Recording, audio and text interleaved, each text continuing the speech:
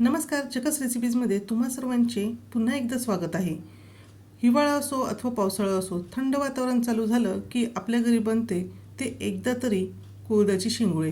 पण हे शेंगुळे बनवताना शेंगुळे ही वळण्यासाठीच आपल्याला अगदी तासभरसुद्धा निघून जातो. तर आज मी तुम्हाला एक अगदी छान अशी ट्रिक सांगणार आहे, ज्यामुळे तुम्ही अगदी 10 मिनिटात हे शेंगुळे वळून तयार करू शकणार आहे.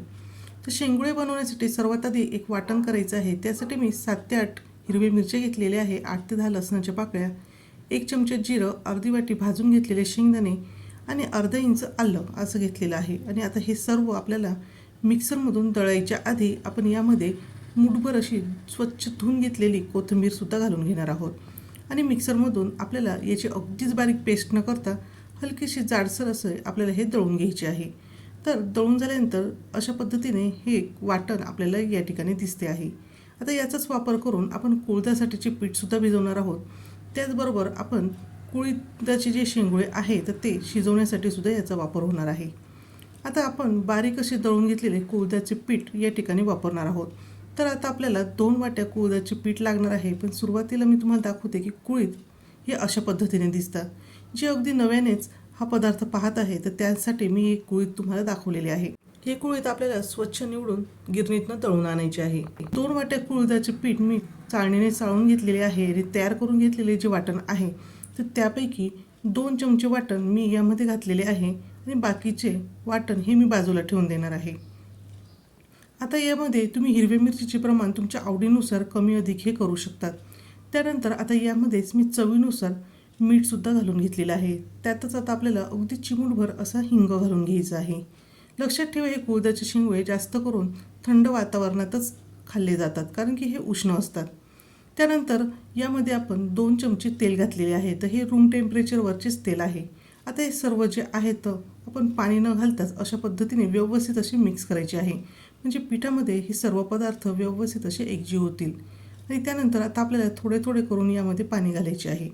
आता आपल्याला कुळथाचे शेंगुळे हे झटपट बनवायचे आहे. यासाठी आपण हे पीठ भिजवताना नेहमी जसे घट्टसर पीठ भिजवतो त्यापेक्षा आपल्याला हे पीठ थोडेसे सैलसर असे भिजवायचे आहे.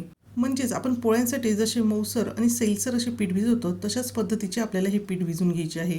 आता आपण नेहमी शेंगुळे कसे बनवतो ते सुद्धा मी तुम्हाला दाखवणार आहे. तर आपण हाताला तेल लावून घ्यायचे आहे आणि हातावर सुद्धा आपण हे शेंगुळे वळून अथवा पोळपाटावर हे शेंगुळे अशा पद्धतीने वळून नेहमी तयार करत असतो. पण असे शेंगुळे बनवताना आपल्याला बराच वेळ जातो आणि बरीच मेहनतसुद्धा लागते.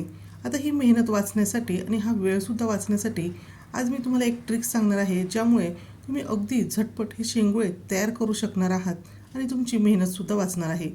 त्यासाठी मी इथे आपला नेहमीचा वापरातला जो सोऱ्या असतो, ज्याच्याने आपण चकली वगैरे तयार करतो, कुरड्या तयार करतो, तो सोऱ्या आपल्याला घ्यायचा आहे. तर या ठिकाणी तुम्ही बघू शकता की शेवची चाळणी आहे. तर त्यातलीच मोठ्या साईजची जी शेवची चाळणी आहे तर ती आता आपण घेणार आहोत आणि ती सोऱ्याला आपण व्यवस्थित अशी लावून घ्यायची आहे.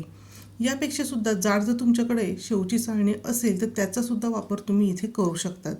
आणि आता ही चाळणी याला अथवा ही प्लेट लावून झाल्यानंतर यामध्ये आपण जेवढे मावेल तेवढे पीठ भरायचे आहे. पण आता हे पीठ अजून थोडेसे घट्ट वाटते आहे, त्यामुळे मी थोडासा पाण्याचा हात लावणार आहे आणि हे पीठ थोडेसे सैलसर असे करून घेणार आहे. जसे चकलीचे पीठ असते तशाच पद्धतीने आपल्याला हे पीठ नरम असे करून घ्यायचे आहे. म्हणजेच खूप जास्त पातळी नाही आणि खूप जास्त घट्टसुद्धा नाही.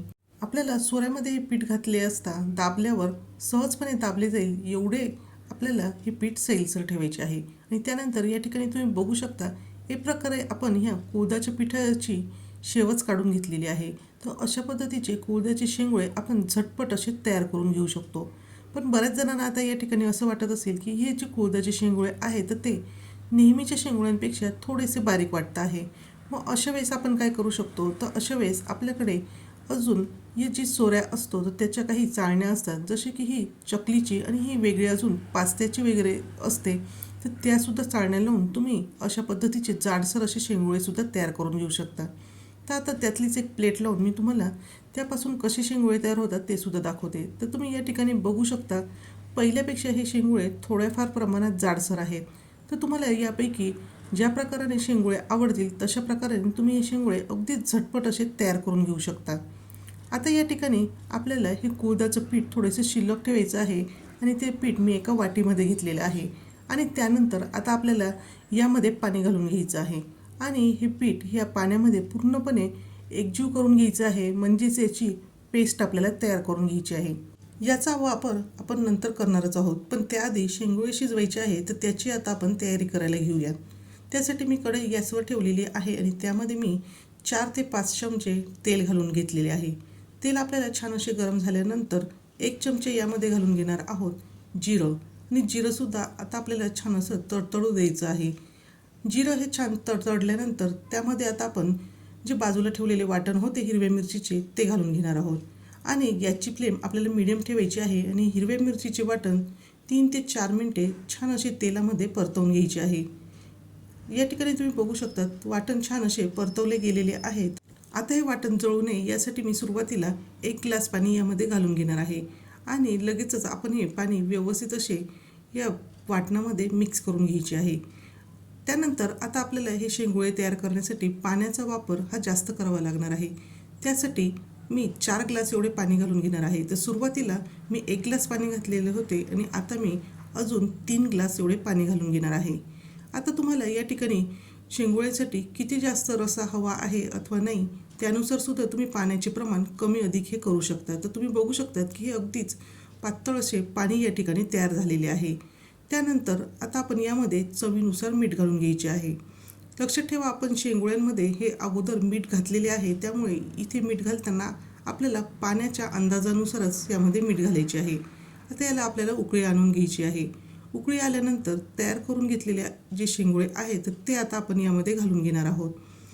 आता मी या ठिकाणी वेगवेगळ्या प्रकारचे शेंगुळे केले आहे. काही शेवेच्या आकाराचे केले आहेत तर काही चकल्यांच्या आकाराचे केलेले आहे. त्यामुळे आता हे शेंगुळे शिजण्यासाठी मला थोडासा जास्त वेळ लागणार आहे. पण जर तुम्ही एकाच आकाराचे जर शेंगुळे करणार असाल तर तुम्हाला जास्तीत जास्त 5 ते 7 मिनिटे लागणार आहे.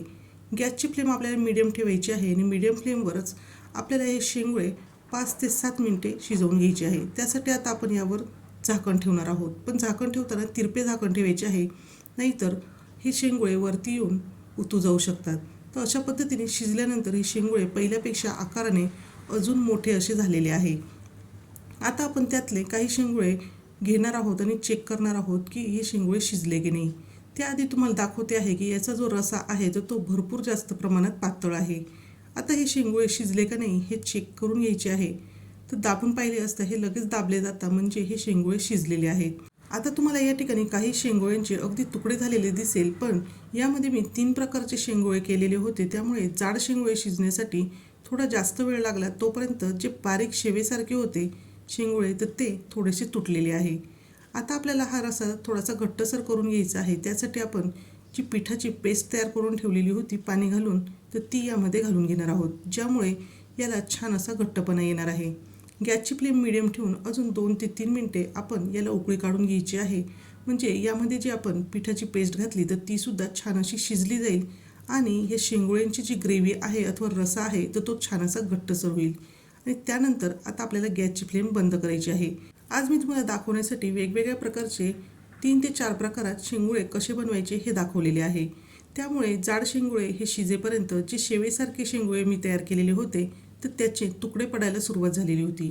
पण तुम्हाला यापैकी ज्या प्रकारचे शेंगुळे आवडले आहेत त्या एकाच प्रकारचे शेंगुळे तयार करून घ्या, म्हणजे शेंगुळे शिजण्यासाठी एकसारखा वेळ लागेल. आणि या ठिकाणी आपले गरमागरम चविष्ट असे शेंगुळे खाण्यासाठी हे तयार आहेत. तर या पद्धतीने तुम्ही शेंगुळे घरी नक्कीच तयार करून बघा आणि ते तुम्हाला कसे वाटले हे कमेंट करून सांगायला विसरू नका. व्हिडिओ आवडला असेल तर व्हिडिओला लाईक करा, शेअर करा आणि चॅनलवर नवीन असाल तर चॅनलला सबस्क्राईब करायला विसरू नका. पुन्हा भेटूया अशाच एका छानशा आणि झकास रेसिपीसोबत.